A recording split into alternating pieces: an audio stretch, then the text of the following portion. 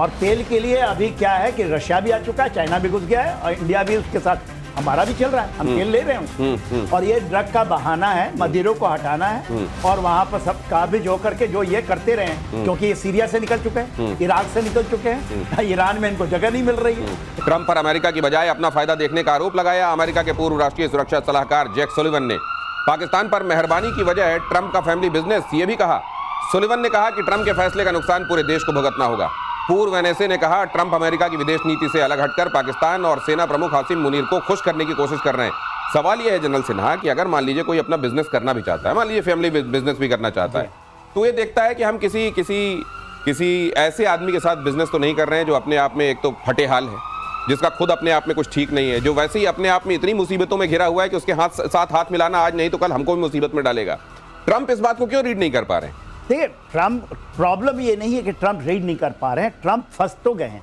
किसी ने कहा कि Trump was against deep state of America. मेरे को भी कभी कभी शक लगता है और कभी क्या कहते हैं डीप स्टेट के साथ लग गए। जो ये गेम खेल रहे हैं, स्पेशली इन दिस, ये आपका डीप स्टेट खेलना चाहता है कि पाकिस्तान को क्लोज रखो। आप यदि सेंट्रल कमांड के जनरल कुराला का कहेंगे तो वो बोलते हैं कि पाकिस्तान हमारा मोस्ट फेवर्ड ही नहीं, बोलते हैं अनप्रेसिडेंटेड हमारा पार्टनर। तो वहां से गेम शुरू हुआ है और इसमें ट्रंप को ऐसा लगा कि भाई ये तो मेरी लास्ट है, हमारी फैमिली पीछे न छूट जाए। और देखिए, जो ये क्रिप्टो करेंसी की है, केवल एशिया में नहीं, ये कहते हैं कि पूरे के पूरे हम इसको यूरेशिया में, यूरोप के अंदर में ये सेंटर बनेगा। ये सपना लेके आए हैं, सपना उनका है और उसमें बहुत सारा चीज है, ड्रग मनी है, उसके अंदर क्रिप्टो है और उनको पता है डी डॉलराइजेशन तो 100%। क्यों मान रहे हैं कि डॉलर का वैल्यू खत्म, पूरे विश्व के अंदर में इन्होंने जितनी अपनी बनाई है रियल एस्टेट का, वो जीरो हो जाएगा। 77 इनके गोल्फ। तो आप ये जो कह रहे हैं सर, ये बहुत महत्वपूर्ण बात है कि क्या डोनाल्ड ट्रंप अमेरिका के डीप स्टेट के हाथों की कठपुतली बन गए हैं, इसलिए वो खुद भी नहीं चाहते जो चीजें उनको करना पड़ रहा है क्या? लेकिन अगर ऐसा करना पड़ रहा है तो क्या अपनी फैमिली को इन्वॉल्व कर देंगे? क्या फैमिली बिजनेस भी उसमें इंटेंगल कर देंगे? मुझे लग रहा है कि ये सुबहीते के साथ कभी जब इनके ऊपर पड़ जाएगी तो डीप स्टेट के ऊपर ठीकरा फोड़ देंगे। वैसे तो असल में अपना भला करना चाहते हैं कैप्टन शाह। देखिए, ये जो सुलेमान कह रहे हैं ना, इनको तकलीफ है। ये जो जज विटकॉफ है ना, जो इनके जो बेटे हैं स्टीव विटकॉफ के, स्टीव विटकॉफ जो है, ये आपको पता ही है, रियल एस्टेट के एडवोकेट, लीगल एडवाइजर, 1980 से इनके फ्रेंड, बहुत अच्छे दोस्त रहे हैं हमारे ट्रंप के। ये उनके साथ ही चलते हैं, उनके शतरंज के मोहरे, वेस्टर्न कंट्रीज में हो, मिडिल ईस्ट में हो या यूक्रेन के साथ हो, लगातार उनको इस्तेमाल कर रहे हैं। और इनके बेटे हो या डोनाल्ड ट्रंप जूनियर या एरिक जूनियर, जो इनके दोनों बच्चे हैं, कुशनर इनका जो दामाद है, ये सब जाके वहां बैठ गए। अप्रैल में इन्होंने समझौता किया, नया डिजिटल ट्रांसफॉर्मेशन लाना चाहते हैं पाकिस्तान में। क्रिप्टो करेंसी की बात करते हैं, वो पूरा चेंज करना चाहते हैं सिस्टम, वहां की डायनेमिज्म में घुस के अपना हाथ फैलाना चाहते हैं। चाइना इस बात को देख रहा है। तो सुलेमान का जो अभी, वो तो 3 राष्ट्रपति के साथ काम कर चुके हैं, उन्होंने देखा है अमेरिका को अच्छी तरह से, वो लताड़ रहे हैं इनको, कह रहे हैं इतनी अच्छी दोस्ती हमने बनाई, इतनी मेहनत की हमने पिछले 15-20 सालों से भारत के साथ, उसको आपने एक झटके भारत ने खराब कर दिया। बताया है कि किस तरीके का रोग स्टेट है, किस तरीके से इसका कोई ठिकाना नहीं है।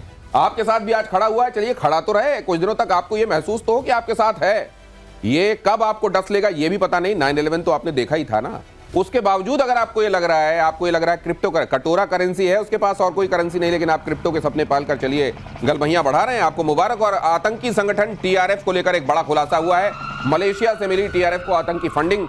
एनआईए की जांच में टीआरएफ का हुआ भांडाफोड़। ये रेजिस्टेंस फ्रंट के नाम से आप जानते हैं, ये लश्कर तैयबा का एक तरीके से ये छद्म नाम अब ले लिया गया है, क्योंकि लश्कर तैयबा कई जगहों पर सैंक्शंस लग गए, उसके ऊपर वो बैन हो गया, तो फिर उसने नए नए नामों से ऑपरेट करना शुरू किया। उसी में से एक टीआरएफ है। 463 फोन कॉल्स की जानकारी से खुलासा हुआ है कि मिडिल ईस्ट हो, मलेशिया हो या पाकिस्तान, तमाम जगहों से इनको फंड पहुंच रहे हैं कश्मीर में गड़बड़ियां फैलाने के लिए। सर देखिए, जो आपने बताया कि फोन कॉल का है, इसकी संख्या भी 460 से 63 के आसपास 63 है। और देखिए क्या है, मलेशिया में इनके हिंचमैन्स हैं, जो कि, और यहाँ पाकिस्तान में हिंचमैन है, और जब टीआरएफ करता है तो इंडिया से ऑपरेट करता था, तो इनको पैसे तो यहाँ आता है ना, और ये सारे के सारे जो पैसे हैं, और उसकी तो प्रूफ आ गई है और खास करके एफएटीएफ का आने वाला है, ये सारे प्रूफें वहां जा रही हैं। तो ये एनआईए बहुत अच्छा काम कर रहा है। देखिए, आप इनके पैसे के लिंक को तोड़ेंगे, मगर अभी इन्होंने जो शुरू किया है, जो बिटकॉइन लेके आ रहे हैं, वहां से ये पैसे उगाई शुरू हो चुकी है। दोनों तीन अभी, और ये कहते हैं टीआरएफ को तो कर दिया आपने आतंकवादी घोषित, अमेरिका ने किया है, यूएन को अभी करना बाकी है। मगर वो अभी कहते हैं कि ये जो हिजबुल मुजाहिदीन है, जिसमें एक सैयद सलाबुद्दीन का फेस है, उसको आगे करेंगे। और ये आईपी एड्रेस बनाते हैं, पैसा इकट्ठा करते हैं, जो डिजिटल ट्रांजैक्शन हो रहा है उसमें जकातें आ रही हैं। और ये केवल नहीं मलेशिया से, ये आपका यहाँ से भी आ रहा है, मिडिल ईस्ट से भी आ रहा है पैसा। तो ये नया गेम है, इंडिया को तोड़ना पड़ेगा, और एनआईए बहुत अच्छा काम कर रहा है। और अगली खबर देख लीजिए, नेतन्याहू की अगर आप एक मौका दें तो मैं कहूं, देखिए ये 22 या 23 अप्रैल को ही जब ये हुआ था, तभी रेड किया था एनआईए ने वहां पर। और मैं दो तीन लाइन कहना चाहता हूं, अगर आप मुझे मौका दें तो। देखिए, दौड़ रहा था भारत अपने ताज के साथ गतिमान, क्यों रोका तुमने सिंदूरी हवाओं को? हमें तो कसमसाना होगा, छतों की सफाई करनी है। और ये जो बात कर रहे हैं ना, ITPSEF, supporter enablers and financiers, ये मधुबनी से बात की थी हमारे प्रधानमंत्री ने, ये निकल के आ रहा है कि इनके जो आका है ना, इनको चरमराना होगा। ये चरमरा रहे हैं हमारे लोग। छतों की सफाई तो जब आप कहते हैं तो खासतौर से इधर भारत में कई जगहों पर जहां छतों के ऊपर पत्थर रखे रहते हैं, वहां की सफाई बहुत आवश्यक है। नेतन्याहू की अपने ही CDS इयाल जमीर से ठनी अगली खबर। सुरक्षा कैबिनेट की बैठक में नेतन्याहू CDS में एक राय नहीं। CDS ने गाजा सीजफायर समझौते पर चर्चा का प्रस्ताव दिया, नेतन्याहू का प्रस्ताव पर चर्चा और वोटिंग से इनकार। तो मतलब वहां भी ये सब चलता है सर, वहां भी इस तरीके की आवाजें आती हैं। कई बार तो नेतन्याहू को बड़ी निराशा भी होती होगी, लेकिन हो सकता है कि इस समय अगर वो CDS ऐसा कुछ कह रहे हैं तो उनके पास इसके लिए कोई वजह भी हो। नहीं, वजह तो उनके पास में है। वो कहते हैं कि यदि गाजा में आप फुल पकड़ लोगे, और उन्होंने 7 अक्टूबर का डेट दिया हुआ है कि यदि आप पकड़ लोगे तो आपको वेस्ट बैंक में ही करना पड़ेगा, क्योंकि पूरे के पूरे इजराइल के अंदर में ये चीजें हो सकती, तो वो जायज है। मतलब आपको पूरा सिक्योरिटी अपना अमला लगाना पड़ेगा इधर गाजा में, और आपने वेस्ट बैंक में वही करना पड़ेगा। वेस्ट बैंक में भी आपको करना पड़ेगा, जबकि वेस्ट बैंक में काफी कंट्रोल इनकी है। बट बात दूसरी ये है, जो वहाँ हार्ड लाइनर्स हैं, क्योंकि इनकी सरकार में उनका सपोर्ट, वो कहते हैं आप करके देख लो। और एक बहुत इंपॉर्टेंट चीज है, मोमेंट आप 2 महीने के आप मोहलत देंगे, एब्सोल्युटली आप देख लीजिए, हमास फिर से जागृत होगा। ये कह रहा है ना, जल्दी सर 2 महीने के अंदर अंदर फिर से। देखिए क्या है ना, वहां पर चीजों को लाना, हथियारों को लाना, आप बताइए 2 साल होने वाला है, वो अभी तक तो लड़ ही रहा है ना। और केवल इतनी छोटे स्ट्रिप के अंदर में, क्योंकि ये जिहाद जो है ना, जिहाद को मारना है तो आप उसको जब तक लास्ट तक नहीं मारोगे, जरा भी सांस लोगे ना, वो सांस खड़ा हो जाएगा। यहाँ एक बात निकल के आती है, वो सिचुएशन सेम है जो पुतिन कह रहे हैं ना, मुझे पूरी कंप्लीट चाहिए वो सीज फायर। ये सीज फायर नहीं, ये इजराइल में क्या हो रहा है वो कह रहे हैं।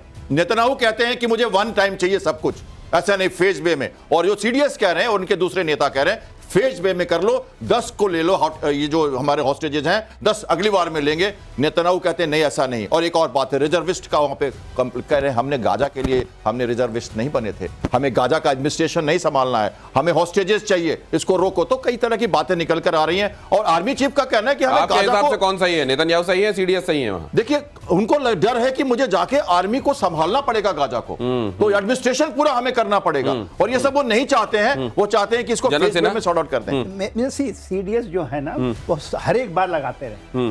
ये मेरे ख्याल से नेतन्याहू ने नहीं किया ना। यदि आपने पॉज दे दिया, अगर पॉज दे दिया, फेज्ड मैनर में ये काम नहीं हो सकता, ये बात नेतन्याहू समझते हैं। और इसीलिए शायद इन बातों को लेकर 18 डेड बॉडी की बात करते हैं। 18 डेड बॉडी, 10 हम दे देंगे आपको, हमारे इतने छोड़ दो जी। ये देखिए, वो जमीन पे हावी हैं, उनको आप ऐसे ट्रीट नहीं हो। ये क्रमिक और चरणबद्ध तरीके से नहीं हो सकता, ये एक बार में होगा। नेतन्याहू इस बात को समझ रहे हैं। और ड्रग कार्टेल पर अमेरिका का बड़ा एक्शन, कैरेबियन सागर में ड्रग ले जा रहे जहाज पर हमला।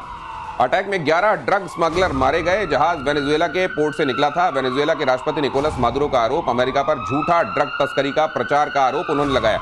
ये बहुत पहले अमेरिका ने ये शुरू कर दिया था। मुझे लगता है वेनेजुएला को लेकर भी वो जो टाइट कर रहे हैं, वो ड्रग के बहाने कर रहे हैं, लेकिन असल में मामला तेल का है। तेल है और रिजीम चेंज करने का। हाँ, मेन चीज तो तेल है कि तेल में, और तेल के लिए अभी क्या है कि रशिया भी आ चुका है, चाइना भी घुस गया है, और इंडिया भी उसके साथ हमारा भी चल रहा है, हम तेल ले रहे हैं उससे। और ये ड्रग का बहाना है, मदिरों को हटाना है और वहां पर सब काबिज होकर के जो ये करते रहे, क्योंकि ये सीरिया से निकल चुके हैं, इराक से निकल चुके हैं, ईरान में इनको जगह नहीं मिल रही है, तो कहीं ना कहीं तो तेल लेनी है। पुतिन ने मना कर दिया, हाँ बोला कि आ जाओ तेल ले लो, हम भी तेल देंगे तुम्हारे को, हाँ हिम्मत नहीं है तो यहाँ ले लेंगे। और चेंज ऑफ रिजीम करके, क्योंकि इनकी बड़ी अच्छी थी दोस्ती, क्योंकि चेंज ऑफ केवल मदुरो ये मादुरो जो कह रहे हैं ये इनको, इनके सब्सक्राइबर्स दुनिया में और भी, क्यों अमेरिका तो यही करेगा, वो ड्रग कार्टेल को लेके पहले बात कह चुका है, वो इसी तरीके से करता रहेगा। लेकिन क्या आखिरकार मादुरो अपना और अपनी कंट्री का हित बचाने में कामयाब रहेंगे? 100%। देखिए वहां पर ऑलरेडी डिप्लॉयड मिसाइल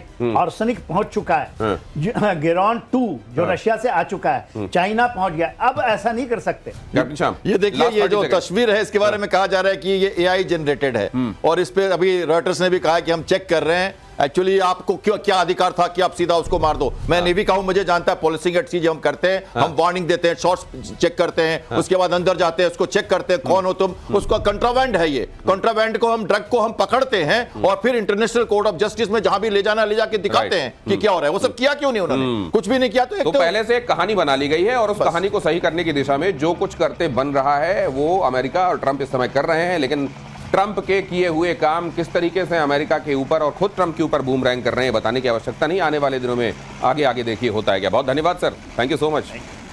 आज इतना ही।